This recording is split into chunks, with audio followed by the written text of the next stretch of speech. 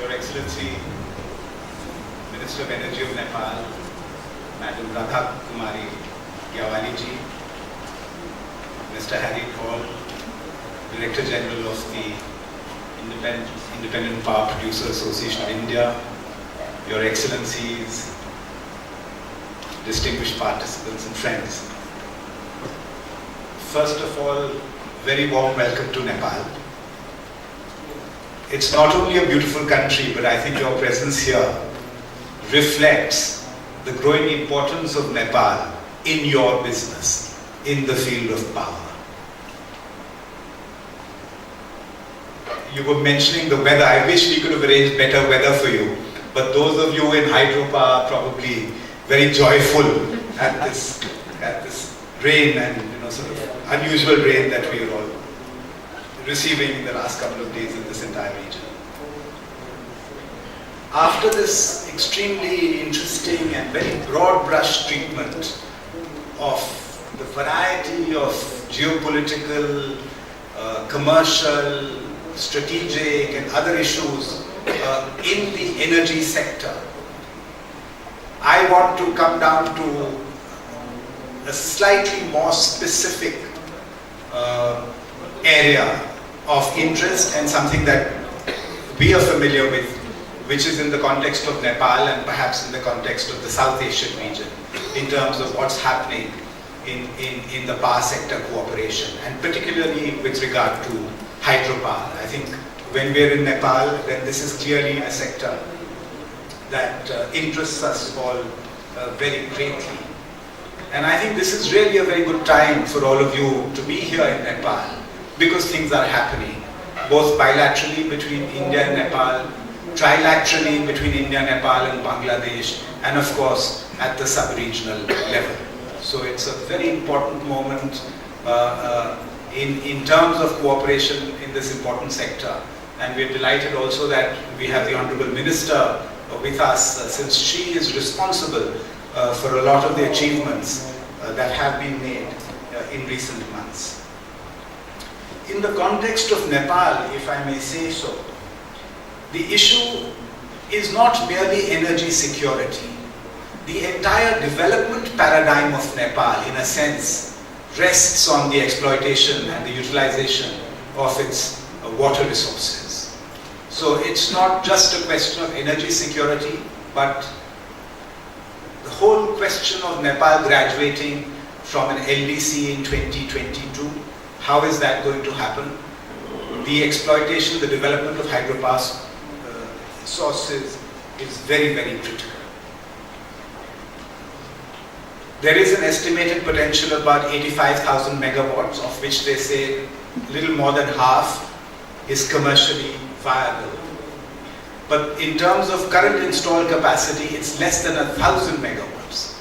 So your independent power producers from India, and we have colleagues from all over the globe, great opportunities await you in Nepal. So there's a huge potential, and the challenge is in terms of how this potential can be utilized.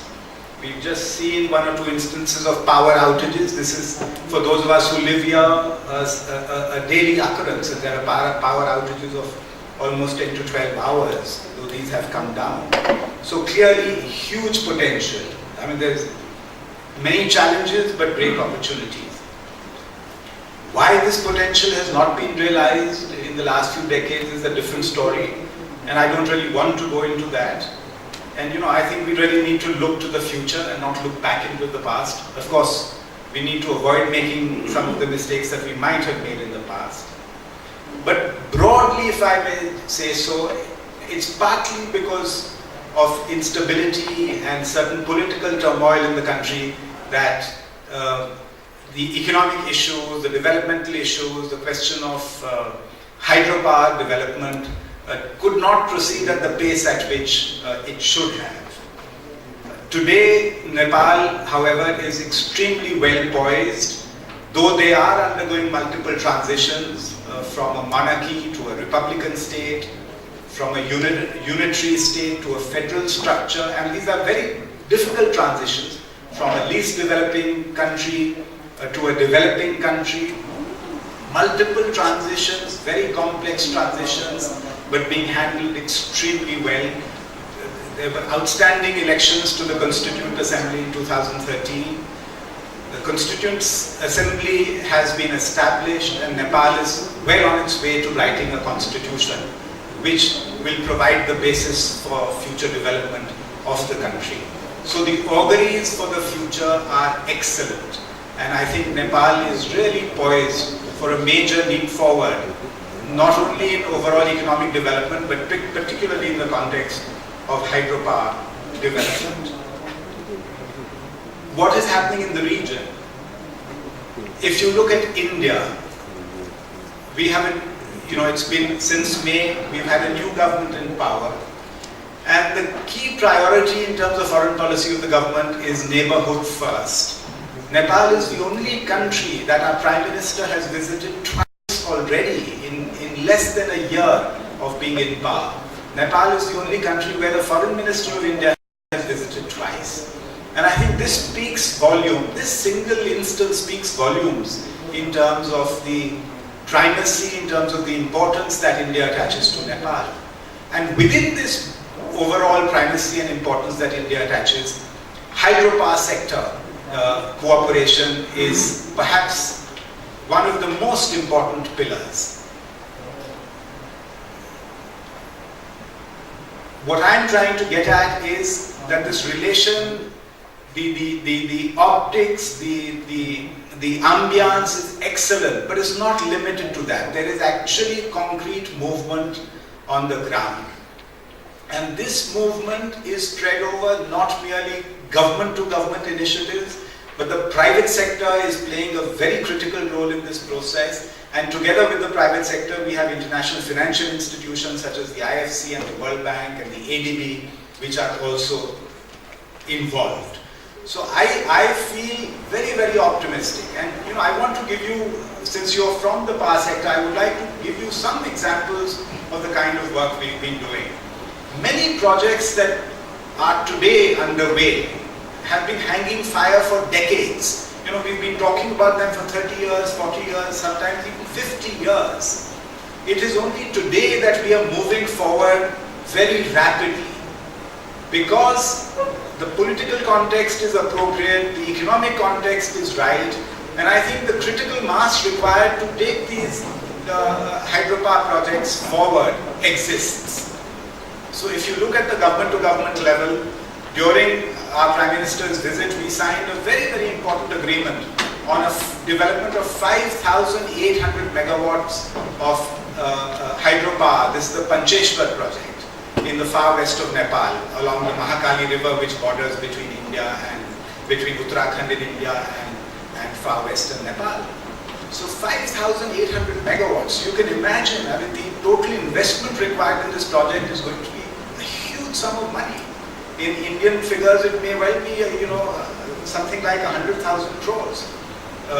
In dollar terms, it would be like perhaps something like 9 or 10 billion US dollars. So this is a government-to-government initiative that has been taken, and we are well advanced in terms of actually getting this project off the ground. Major achievement. This hasn't happened for 30, 40, 50 years. So I can't overestimate the importance, the significance of this. This is a government-to-government. Look at the private sector. Projects such as the Upper Karnali, which is a 900 megawatt project, or the Arun 3, which is again 900 megawatts, which have been hanging fire for several decades. At one time there was great promise that they will be developed. Something happened, they didn't come on stream. Now there's another opportunity. And this time it's the private sector which is involved. So the Indian private sector has come forward to say that we see opportunities for ourselves in the development of hydropower in Nepal. Apart from the benefit it brings to Nepal and to India, there are opportunities for our private sector. So this is another huge thumbs up for Nepal and the development of this sector in Nepal. Again, 1800 megawatts plus another 2,500 megawatts which is being developed by Indian companies. And you can again monetize this in terms of the investment required, it would be something like 3 to 4 billion US dollars. So huge sums of money. So a lot is happening at the G2G level, a lot is happening at the level of the private sector. And I hope those of you, you're independent power producers, I hope some of you can get involved in the tapping of this potential in Nepal. 28 Indian companies have already been given licenses. Some of you might be there. Some projects are, have received the green light from the government. Other projects, there is work to be done. But I hope very much that the Indian private sector will take this opportunity in Nepal. It is a great opportunity. The second issue, of course, relates to the financing. Where are we going to get all this money? So, being a practical person, this is something we need to focus on. A lot is happening at the strategic level and so on. But if we actually need to develop this hydropower, you need markets, you need finance. And that's where I'm delighted that the international loan agencies have stepped in. So the International Finance Corporation, I don't know if somebody from the IFC is here, but the IFC has actually taken an equity stake in some of the projects being developed by the Indian companies. And this is such a huge boost because this will make acquisition of debt far easier once you have the IFC and then you have some loans also coming in from the World Bank. So another big thumbs up.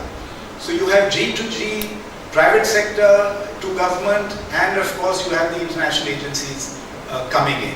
So I really feel that the auguries for the future are superb. Secondly, or the fourth point I want to make, what about the market? The obvious market, of course, is India.